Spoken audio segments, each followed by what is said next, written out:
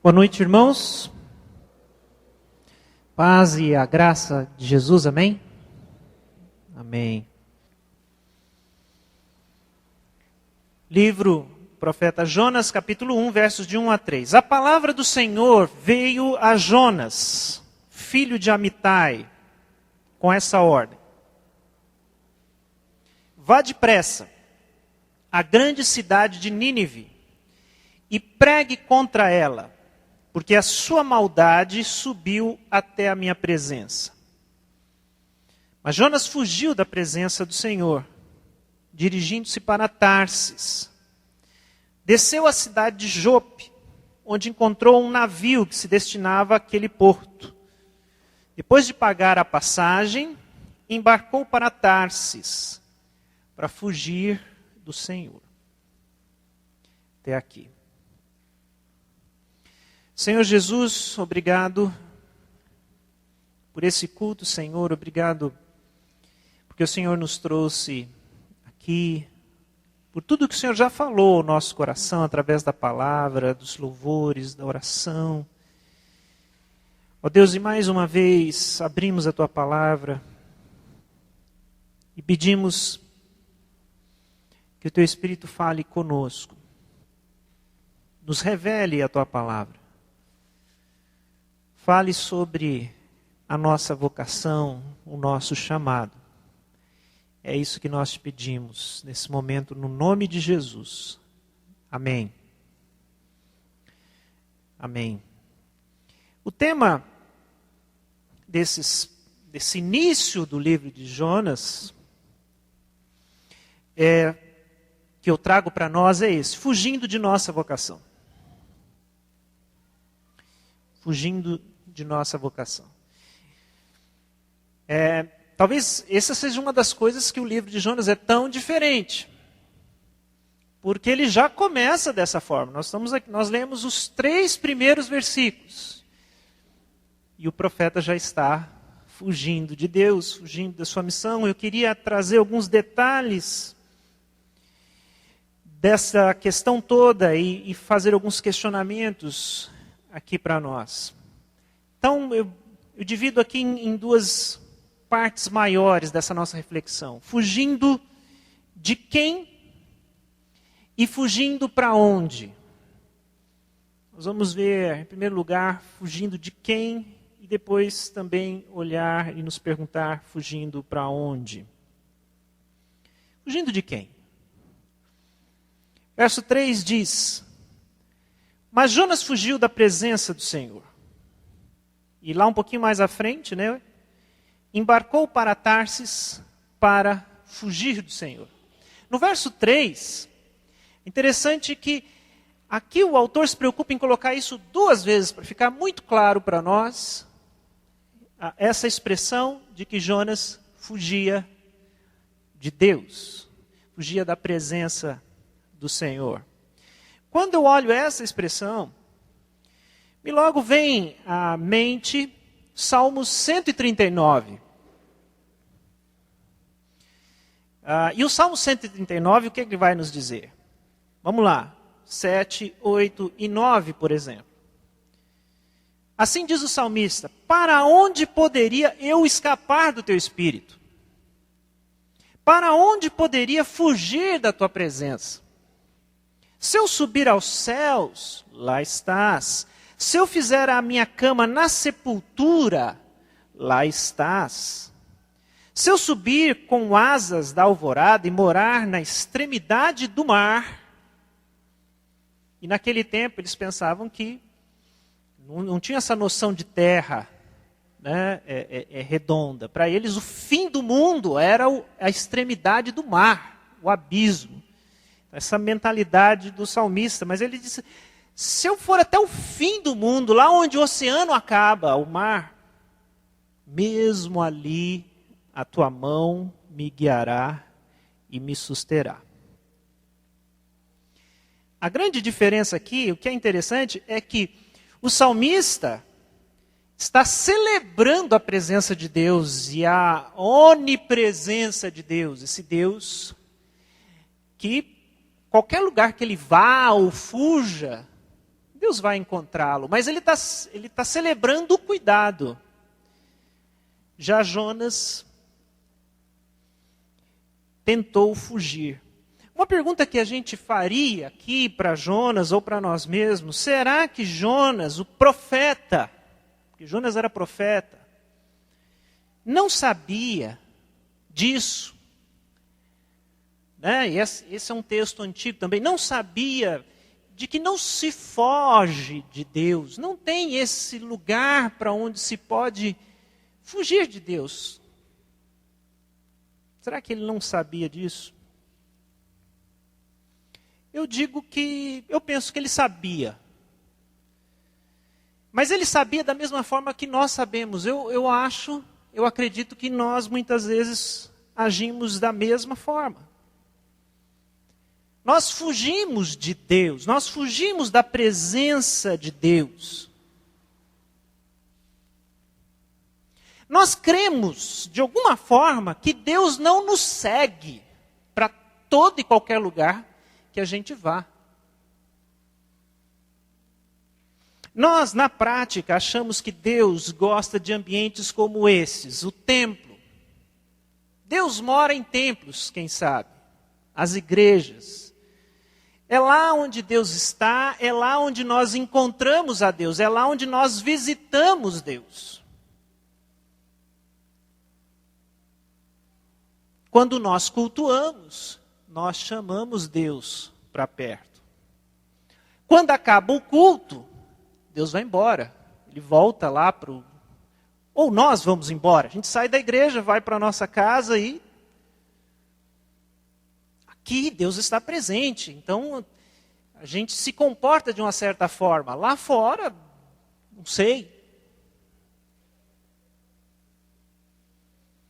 A gente, às vezes, aplica isso também à oração. Quando eu oro, Deus está perto. Estou orando, estou falando com Deus. Quando eu digo amém, terminei, Deus se despede e sai. Embora a gente acredite que Deus está em todo lugar, mas muitas vezes na prática, nós vivemos e nos comportamos como se Deus estivesse presente em certos lugares e fosse possível viver outras situações onde Deus não está ali tão presente.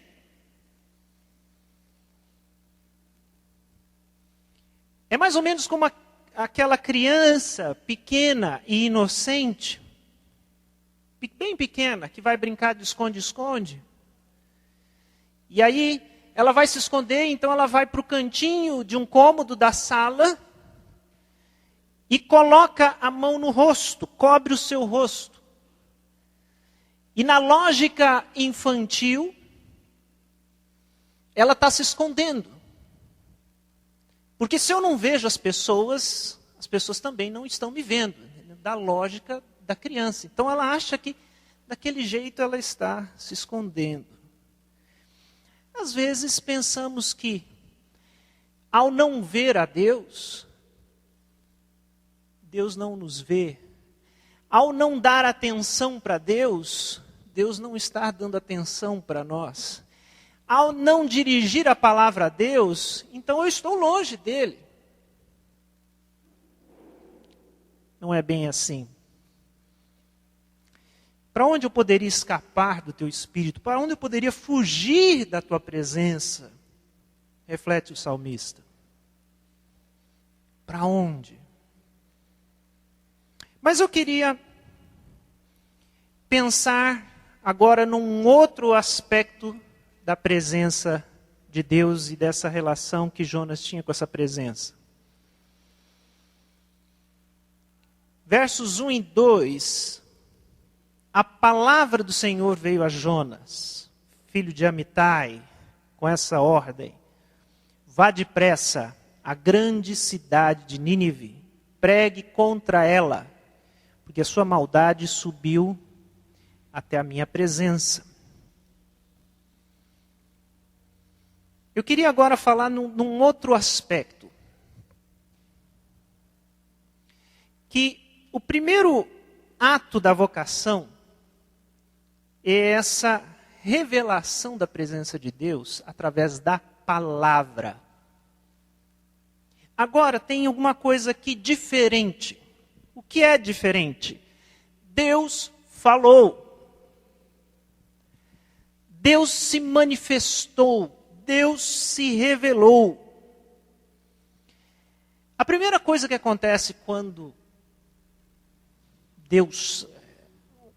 na vida de um vocacionado, é discernir a presença desse Deus que fala. E Deus falou com Jonas. Uma coisa é Deus estar presente em todos os lugares. Outra coisa é Deus falou com Jonas. Deu para ele uma missão muito clara. Você vai na Nínive e vai pregar contra aquela cidade. A maldade chegou até mim. Aqui tomamos consciência, e eu vou sempre falar de Jonas, mas eu também já vou aplicando, que é para a gente ir entendendo a situação.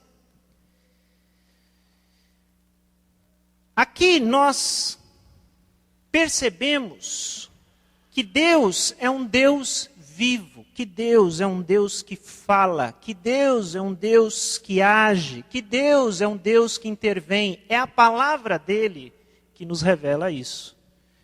Deus se apresentou a Jonas, e como essa presença é revelada? Através da palavra. Até aí tudo bem, né? Só tem um problema, meus irmãos. A reação natural do ser humano, pecador, à presença de Deus revelada, é a fuga. O que eu estou dizendo é que o movimento de Jonas de fugir do Deus que se revela e fala é um movimento natural do ser humano pecador. Ele não fez nada de muito extraordinário. Ele fez o que se espera do ser humano pecador. Lembra da temática que eu quero trazer para nós? Nós vamos falar aqui de vocação como ela é. Nua e crua. Por causa do pecado, por causa das nossas limitações, por causa da nossa ausência de santidade, o nosso movimento natural não é acolher essa presença de Deus que revela a sua palavra e a sua vontade. Porque essa presença que revela a sua vontade choca com quem nós somos, com o que queremos, com o que sentimos. E o movimento é de fuga. Novamente eu chamo a figura da criança para a gente pensar. Pensa na relação da criança com seus pais. A criança gradativamente vai descobrindo qual é o significado da presença dos seus pais na sua vida. Isso é uma descoberta gradativa. Gradativamente ele vai entendendo que pais na nossa vida significam ordem, disciplina, certo e errado, responsabilidade, frustração de vontade. Mas isso é gradativo. Criança não descobre isso quando nasce. Aliás, o bebê ele não tem isso. O bebê ele celebra a vontade dos pais. Ele quer os pais o tempo todo. Se pudesse o tempo todo estar junto da mamãe, do papai, excelente, maravilhoso.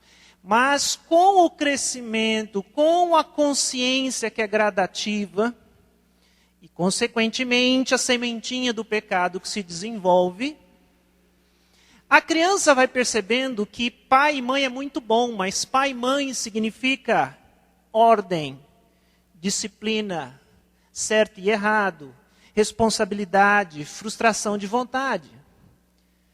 E aí a criança vai descobrindo que convenientemente, é bom que os pais não estejam o tempo todo na nossa vida. Que para que certas coisas aconteçam, pai e mãe precisam não estar presentes, entende? E aí a gente tem, né, a criança vai aprendendo isso, a negociar. O pai e a mãe estão aqui, o pai e a mãe não estão aqui. O pai e a mãe pode saber, o pai e a mãe não pode saber. E assim vai. E quando chega na adolescência e a juventude, talvez seja o tempo em que essa crise se estabelece com maior força. E aí é que o filho começa a disputar e, de repente, até chega o momento de decidir: não quero mais viver com os meus pais, porque pais significam essa presença responsável que eu quero fugir. Entende? Trazendo para nós, esse é o movimento natural do ser humano que tem pecado em si. A presença desse Deus santo, revelador de sua vontade, traz em nós o desejo de fugir de Deus. Fugir dessa palavra. Fugir dessa revelação. Foi assim desde o princípio. Adão, ele celebrava a presença de Deus. A Bíblia diz que Deus visitava, andava pelo jardim. A gente imagina um Deus em comunhão com Adão e Eva de uma forma onde eles celebravam a presença de Deus. Quando Adão peca, qual é o seu primeiro movimento em relação a Deus? Ele foge, ele se esconde. Mas ontem ele estava celebrando a presença de Deus. O que aconteceu com você, Adão? Aconteceu o pecado. Agora a presença de Deus me traz vergonha, incômodo. E quando Deus chega no jardim, ele pergunta: Adão, onde está você? Ele havia se escondido de Deus. É por isso, meus irmãos, que percebam, todas as vezes que nós vemos na Bíblia Deus se manifestando a pessoas quebrantadas, a reação pode não ser de fuga, mas você tem a reação do ai de mim. Quando Deus se revela a pessoas quebrantadas na Bíblia, o que nós vamos ouvir dessas pessoas é: ai de mim. O que será de mim agora que Deus se revelou, falou comigo, se manifestou? Há essa reação: Senhor, não sou digno. Senhor, eu vou ser consumido pela sua glória. Ou uma das expressões que eu acho fantásticas: retira-te de mim. Essa expressão usada por Pedro. Que, em outras palavras, é: Senhor, vai embora daqui. Essa palavra de Pedro para Jesus. Mas percebam o contexto. Essa palavra de Lucas 5:8. O contexto é a chamada pesca maravilhosa. Discípulos tentando pescar noite inteira. Não são marinheiros de primeira viagem, são especialistas, são pescadores. Passam a noite toda, não pegam absolutamente nada. Vem Jesus, se aproxima e muito calmamente os dá uma ordem, uma orientação. Joguem as redes para o outro lado uma vez mais. Pedro, os discípulos devem olhar para Jesus. Senhor, só porque é o Senhor que está mandando. Eles obedecem. E quando eles fazem isso, Os peixes, todos estão naquela rede, eles não conseguem tirar aquela rede. Tem que ter a ajuda de outros barcos.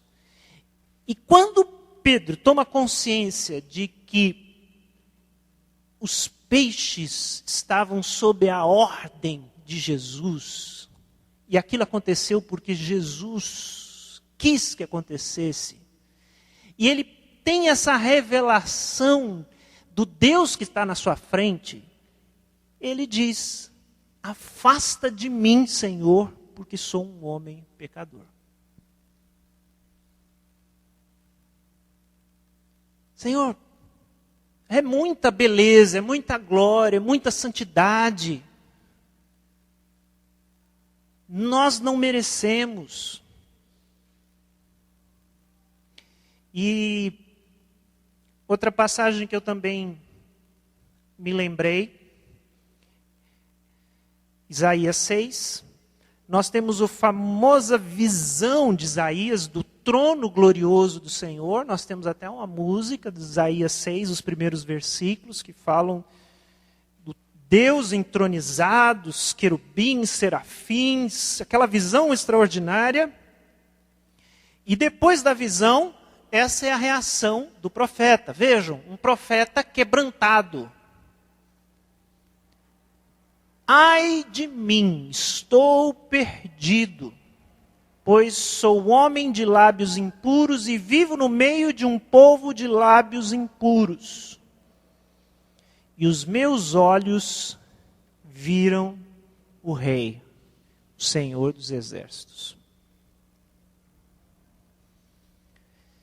A visão, o discernimento dessa presença de Deus faz com que ele se sinta constrangido por causa do seu pecado. Então, irmãos, isso precisa ficar claro. De duas, uma. Os irmãos estão percebendo? De duas, uma. Ou quando Deus falar com você, você vai se prostrar diante dele e dizer: Senhor, tem misericórdia. O Senhor está falando comigo, o Senhor quer alguma coisa de mim, o Senhor está me chamando. Quem sou eu? Essa é uma reação, e essa reação é a reação de quem eu sou pecador, mas eu me submeto. Agora, tem a opção: fuja, sai correndo, vai para o outro lado. Não pense que essa presença gloriosa de um Deus que fala, você vai confortavelmente receber e acolher. E aí a gente tem que pensar se a gente anda fugindo da voz de Deus e da presença de Deus. A segunda reflexão é: fugindo para onde?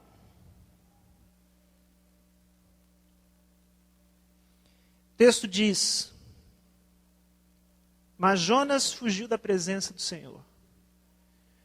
Dirigindo-se para Tarsis, desceu à cidade de Jope, onde encontrou um navio que se destinava àquele porto. Depois de pagar a passagem, embarcou para Tarsis, para fugir do Senhor. Você tem duas cidades aqui colocadas em perspectiva. Nínive, o destino de Jonas, destino inicial, a comissão, o envio dele, o chamado, a vocação. E aqui você tem uma outra cidade agora que aparece. Tarsis. Nínive ficava a 800 quilômetros a nordeste de onde Jonas estaria. Uma boa viagem. Lembrando que nós não temos os meios de locomoção de hoje. Mas Tarsis ficava a 3.000 quilômetros da onde ele estava, numa direção oposta, diferente, a oeste. Então, as cidades denunciam realmente um movimento de quem está indo para outro lugar. Muito diferente de Nínive. Não era uma passagem, não era caminho, muito pelo contrário. Era diferente e mais distante. Eu chamo a sua atenção a uma expressão. Jonas se dispôs. 3 pontinhos. Não tem 3 pontinhos. Mas por que se usa essa palavra? Essa tradução aqui, a gente só lê ela na tradução mais antiga, João Ferreira de Almeida, mas eu gosto muito dessa tradução. Jonas se dispôs, mas para fugir da presença do Senhor. Aqui existe ironia. O livro de Jonas é um livro especial por muitos motivos. Ele é um livro leve, ele é um livro biográfico, de história. História, assim, fantástica. O que acontece aqui é muito diferente dos outros livros proféticos. E tem esse humor, que eu acredito que seja um humor divino. Porque Jonas é essa anedota de Deus para denunciar a nossa espiritualidade, como ela é. Não que não seja verdadeiro histórico. Mas os detalhes. Jonas se dispôs. Deus, porque até o versículo ali, Deus fala com Jonas, aí como é que começa o verso 3? Nessa versão, Jonas se dispôs. O que vem a seguir? Foi para Nínive. Não. Jonas se dispôs, mas para fugir da presença do Senhor. Aqui existe uma espécie de vontade de Deus adaptada. Deus chamou, Deus vocacionou, Deus mandou. Jonas se dispôs. Jonas foi depressa. Lembra que a ordem é sai depressa? Jonas foi depressa, Jonas saiu, Jonas largou sua cidade, seus afazeres, sua terra. Ele foi. Mas para onde? Para um lugar muito distante de Nínive. Ele fez seu próprio caminho. É como se ele começasse a obedecer a Deus e isso mudou um pouquinho no meio da viagem, da história. E aí eu peço licença para a gente falar de uma expressão que nós usamos como símbolo do nosso discernimento da vontade de Deus e da voz de Deus. Nós temos essa expressão. Se for da vontade de Deus, vai acontecer. Eu já falei isso muitas vezes, você já falou isso muitas vezes. Se for da vontade de Deus, vai acontecer. Se não for da vontade de Deus, não vai acontecer. Não é bem assim. Às vezes existe um processo de manipulação da vontade de Deus. Como se nós testássemos Deus e testássemos a vontade de Deus, e a vontade de Deus precisasse de teste. Se as coisas acontecerem, é porque foi da vontade de Deus. Vamos aplicar isso a Jonas. Eu vou aqui levantar uma possibilidade, mas não porque eu pense que isso aconteceu com Jonas, literalmente. Mas para vocês entenderem como a gente às vezes lida com a voz e a vontade de Deus. Vamos supor que Jonas ouviu a Deus e ele agora se dirige a Jope. E sabe que lá em Jope um porto, é a rodoviária, é o aeroporto, ele já está ali. E aí ele faz o seguinte pensamento. Olha, eu estou numa tremenda dúvida de qual é a vontade de Deus. e Deus precisa me confirmar. Estou numa dúvida de qual é a vontade de Deus. Não devia ter dúvida. Porque Deus foi muito claro com ele, mas ele está em dúvida. E ele está se dirigindo a porto de Jope. Aí ele pensa assim, bom, se eu chegar lá, e lá tiver um navio saindo para Tarsis, no momento em que eu chegar lá, e se eu chegar lá e ainda tiver lugar, e mais, se o preço da passagem for alguma coisa que eu possa pagar, é Deus. É Deus. Deus abençoou, Deus abriu as portas, Deus, é vontade de Deus que eu vá para Tarsis. Jonas chega a Jope. Adivinha o que ele vê na frente dele ali, logo nas primeiras, um navio saindo para Tarsis. Já está quase saindo. Aí ele pergunta, tem lugar? Respondem para ele, tem um lugar. E quanto custa a passagem? Aí ele dá o preço da passagem, Jonas. Exatamente o que eu tenho. É vontade de Deus que eu vá para Tarsis. E ele, muito feliz, toma aquele navio e se dirige.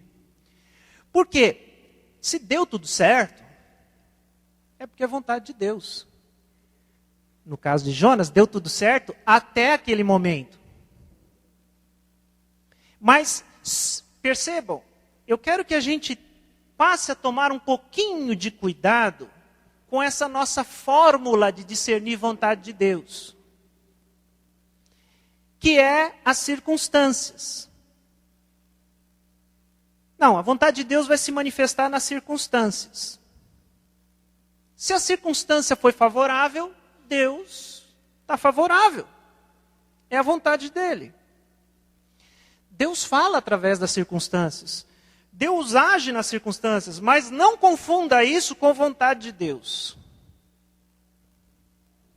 Principalmente porque no caso de Jonas, Deus já tinha falado com ele. Mas eu e você somos assim. Deus fala conosco claramente o que Ele quer de nós. Mas a gente continua na dúvida. Deus, eu estou com uma dúvida tão grande, qual é a tua vontade? Então eu estou indo aqui nessa direção. Não é o que o Senhor mandou, mas eu estou indo aqui nessa direção. E se as coisas começarem a dar certo, eu vou entender que o Senhor quer assim.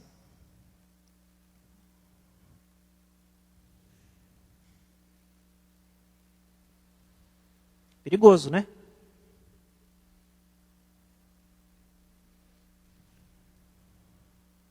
Vamos lá.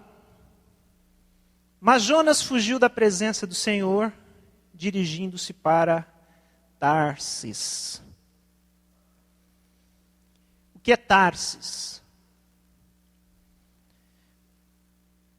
É uma cidade qualquer, a princípio, que não é aquela onde Jonas deveria estar. Tarsis fica na região da Espanha, no território da Espanha, que é chamado de Gibraltar, na qual a Espanha briga por esse território também. Nas referências bíblicas, Tarsis é um porto distante, uma rota de navios importante, um porto distante e idealizado. Naquele tempo tudo era muito distante. Alguma coisa a 3.000 quilômetros ali da região ali de Israel é bem distante. Há uma referência a Tarsis em 1 Livro dos Reis, capítulo 10, verso 22, onde diz que a frota de Salomão, do rei Salomão, ia até Tarsis para pegar ouro, prata, olha o que está escrito, macacos e pavões. Então, lugar exótico, cheio de riquezas, cheio de animais interessantes, iguarias, o que a gente poderia chamar de um paraíso distante. E aí começa a fazer sentido porque Tarsis. Já que Deus me mandou sair daqui, acho que é a hora de eu conhecer Tarsis. Esse paraíso perdido é uma espécie do que aquilo na literatura a gente chamaria de Shangri-La. Esse lugar exótico, esse paraíso perdido. Esse lugar onde as pessoas não sabem muito bem onde fica. Criado pelo autor James Hilton, na sua obra clássica O Horizonte Perdido. Um lugar paradisíaco situado, Shangri-La no caso, né? Nas montanhas do Himalaia. O bacana é que lá existe a felicidade, existe a saúde, existe a boa convivência das pessoas. É um lugar maravilhoso. Tipo cidade dos sonhos. Além de ter essas coisas maravilhosas para comprar, consumir, trocar. O engraçado é que na obra de James Hilton, Shangri-La é um lugar que pessoas que estavam fugindo da guerra acabaram caindo lá. A história gira em torno disso. Fugiram, saíram e... É interessante isso. Shangri-La é um lugar para onde se foge da guerra.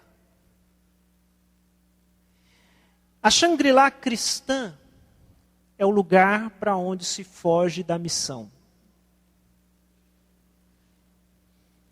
A Shangri-La cristã é Tarsis. O lugar onde não há missão.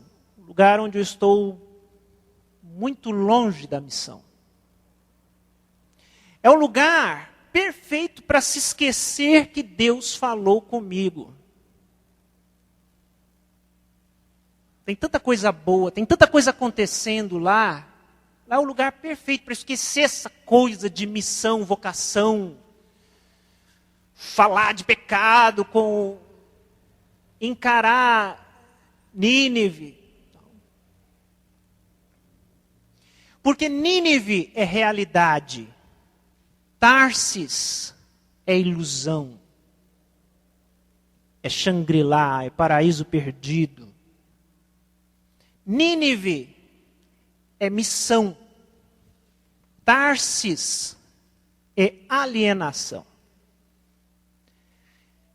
E aí eu comecei a pensar nas metáforas modernas de Tarsis, né? Tem algumas aqui. Tarsis é Disneylândia. É esse lugar da fantasia, do sonho. Onde não se pensa em realidade. Aliás, muito pelo contrário. Se foge, se celebra a fantasia. E aí, meus irmãos, comecei a pensar um pouco sobre isso. Aí eu cheguei a uma conclusão engraçada. Uma metáfora moderna de Tarsis. Sabe o que é Tarsis? Tarsis é shopping center. Irmãos, vamos falar com sinceridade. Que lugar bom é o shopping? Vamos concordar comigo ou não? Que lugar bom é o shopping? O lugar da fuga. Limpo, tem gente que não gosta, né? Mas deixa eu dar, você vai concordar comigo. Limpo, iluminado, seguro, cheio de pessoas bonitas e cheirosas. Nada que estresse é bem-vindo num shopping, é cuidadosamente arrumado para que não exista estresse. Existe música, mas não é daqueles carros loucos que passa na rua, não, é uma musiquinha ambiente, para dar só um fundinho musical, deixar você contente. Se está chovendo lá fora, lá dentro é seco, maravilhoso, você anda naquelas ruas ali. Se está aquele calor lá fora, lá dentro tem ar-condicionado. É completamente fora desse planeta. É um mundo à parte, um mundo sem sofrimento. Você está com fome? Não, você não precisa ter fome, você só precisa ter vontade de comer. Aí você vai para a praça de alimentação, e aí você tem milhares de opções. O que você quer comer? Sanduíche japonês, chinês, comida nordestina. Seja feliz, coma o que você quiser. É um ambiente onde ninguém vai te condenar se você gastar um monte de dinheiro, e um dinheiro que você não tem, só com você. Aliás, todo mundo vai dizer, seja feliz, você merece esse sapato, você merece isso. É bom ou não é esse lugar? É um lugar para esquecer os problemas, é um lugar para esquecer a realidade, é um lugar para esquecer a missão.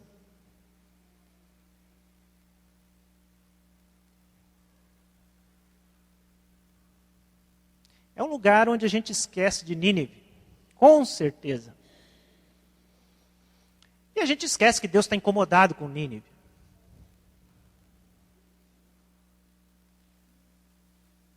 Não estou falando aqui contra o shopping, meus irmãos. Eu vou em shopping também, né? Mas entenda o ponto. Entenda o que é Tarsis. Eu conheci uma Tarsis. Vou confessar, eu fui até lá. Sabe onde fica Tarsis? Sul da Califórnia, Estados Unidos. Com 20 anos, participei de um intercâmbio. Fui enviado pelos meus pais.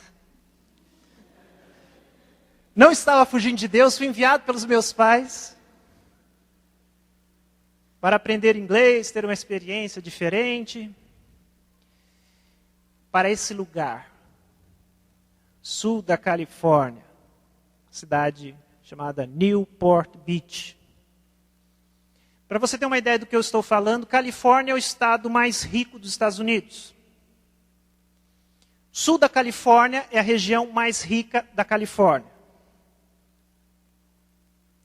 Quando eu chego ali, nunca tinha viajado de avião. Quando eu chego no aeroporto de Los Angeles, e um casal amigo me pega lá e me leva para esse lugar onde eu ia morar um tempo. E é interessante que eles me deixaram numa casa onde os donos daquela casa só iam aparecer no fim de semana. Simplesmente a casa era minha durante a semana.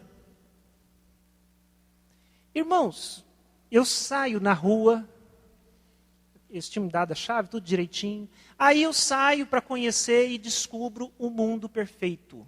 Um mundo perfeito. Um lugar onde não tinha sujeira, um lugar onde não tinha nada de errado, não tem violência, não tem criminalidade, não tem pobreza nenhuma. Tudo funciona, tudo é bonito. Comércio, naquela época, para mim era uma novidade aquilo, né? Supermercado 24 horas aberto, qualquer horário que você queria sair. Você podia sair de madrugada para comprar alguma coisa, não tinha problema nenhum. Andava os parques maravilhosos, tudo jardinado, cheio de flores, bonito, bonito, bonito. Os rios ali.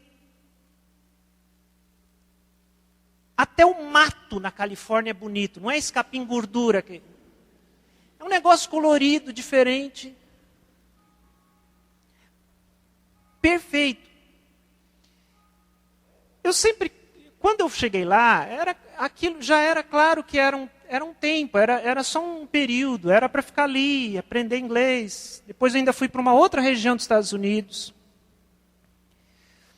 Mas aí, eu vou dizer por quê sul da Califórnia era Tarsis para mim. Porque eu já tinha 20 anos, eu já tinha terminado o seminário, já tinha concluído teologia, já tinha um sentido claro de chamado vocacional, missionário, pastoral. E aí vou para essa aventura, para esse momento diferente. E lá me veio o sentimento, e se eu ficasse por aqui? Cheio de igreja aqui, e igrejas grandes. Eu não falei da igreja que tinha lá. Uma igreja maravilhosa, um prédio imenso, cheio de gente. Você entra, um órgão de tubos magnífico, orquestra no culto, um negócio...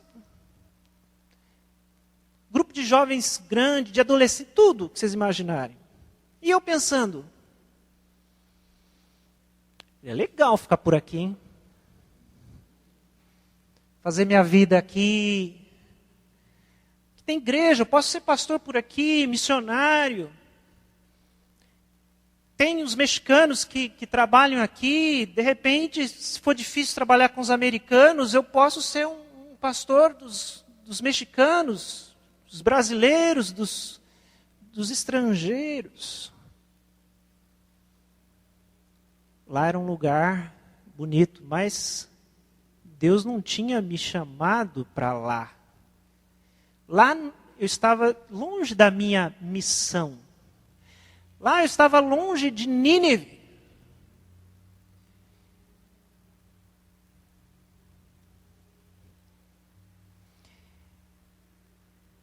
Às vezes, não quero ser injusto com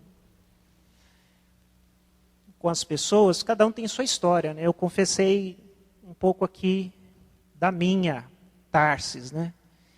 Às vezes eu vejo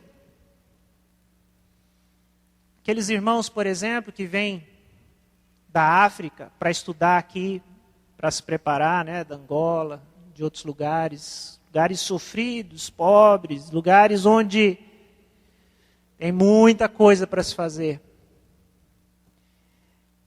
E essas pessoas vêm para cá para estudar teologia, em busca de recurso, apoio, e elas são muito tentadas em não voltar mais para a África. Às vezes aquele irmãozinho que vem lá das regiões norte ou nordeste, sertão, região sofrida, vem estudar teologia nos seminários aqui do sul, buscar preparo, faculdade. Grande tentação de não voltar mais, ficar por aqui. Vocês sabiam que a nossa região de São Paulo é a região que mais tem pastores? Tem muito mais pastores do que igreja. Estou falando da igreja presbiteriana, né? Na região de São Paulo. Quanto regiões, interior de Minas, aí sobe, norte, nordeste, existe uma escassez, existem pastores que são pastores de 2, 3 igrejas, ou até mais. Fazem verdadeiras viagens. Aqui os pastores se acotovelam, brigam por igrejas.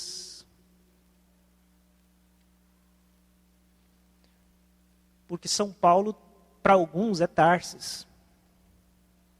É o lugar para onde se foge da missão. Foge de Nínive. Agora, falei de Tarsis, Shangri-La, Shopping, Califórnia, são todas metáforas. A pergunta que a gente precisa fazer, que você precisa fazer é: o que o mundo te oferece para que você esqueça a sua vocação?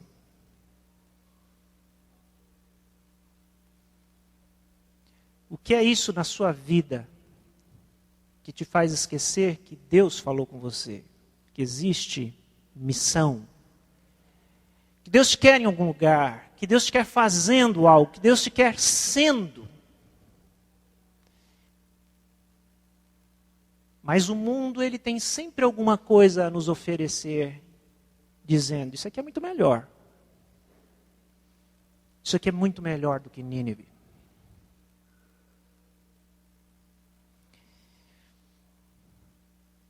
A gente precisa discernir o que é isso que ofusca o nosso chamado. Que vem em formato de sonho. De coisa boa, de bênção, mas que é, no fundo, desobediência.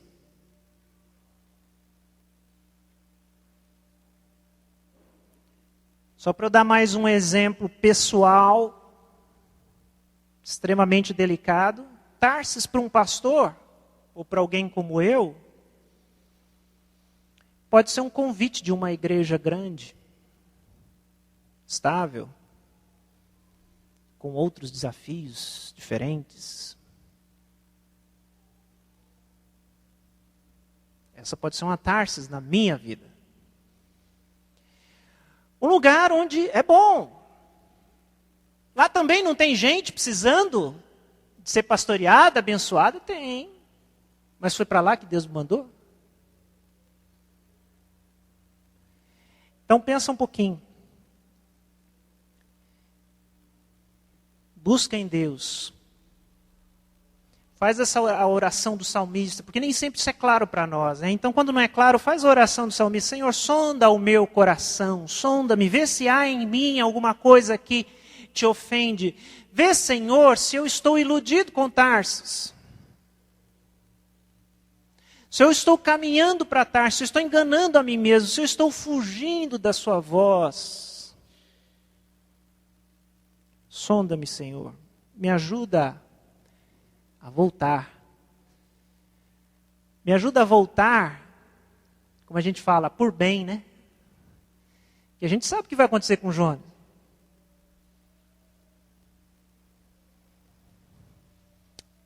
Abaixe sua cabeça, vamos orar.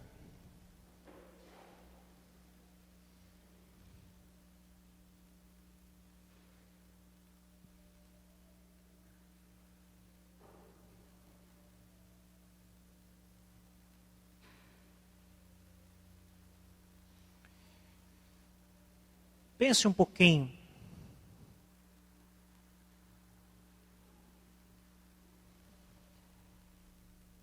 Se o seu estado atual, diante do Deus que fala e revela a sua vontade, é um estado de fuga,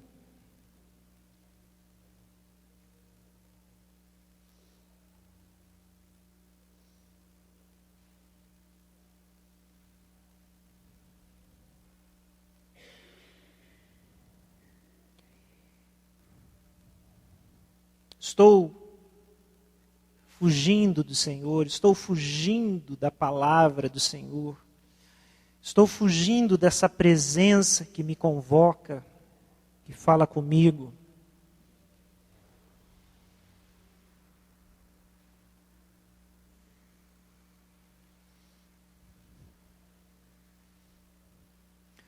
E para onde eu estou indo? Para onde eu quero ir? Que lugar é esse que é o meu coração, esse meu coração enganoso, quer eleger como vontade de Deus? O que é essa Tarsis que me mantém longe de Nínive, da minha missão e da minha vocação?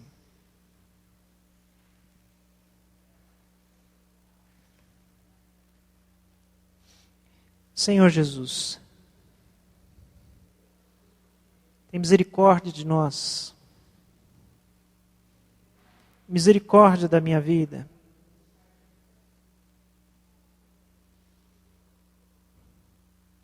Quantas vezes tenho tentado fugir da tua presença, da tua voz, do chamado, da vocação, daquilo que o Senhor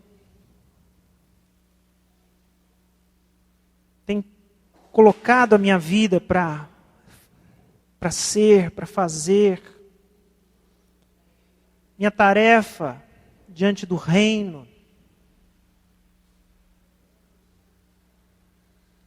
Me perdoa, Deus.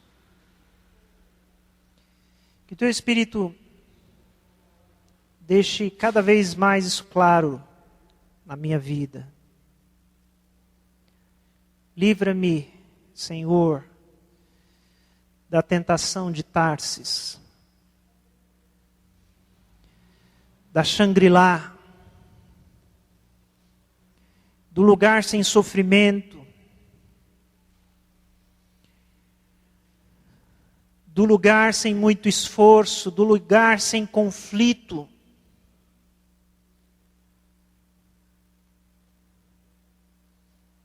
Do lugar sem guerra.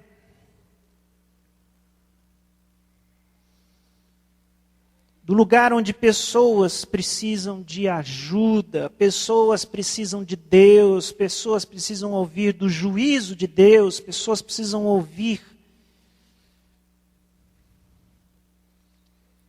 do amor de Deus. Não permita, Senhor, que eu vá para esse lugar onde eu não consigo mais ouvir a Tua voz.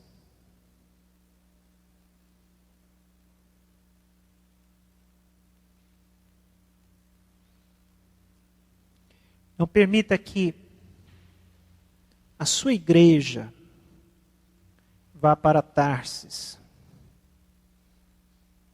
Que ela esteja onde o Senhor quer que estejamos. Que ela seja aquilo que o Senhor quer que sejamos. Tem misericórdia de nós. Jesus nos prometeu o Espírito que nos acompanharia, que não nos deixaria sós, que nos instruiria. É isso que nós pedimos. O Espírito que nos acompanhe, para que possamos ir até Nínive. Essa é a nossa oração. No nome de Jesus. Amém. Amém.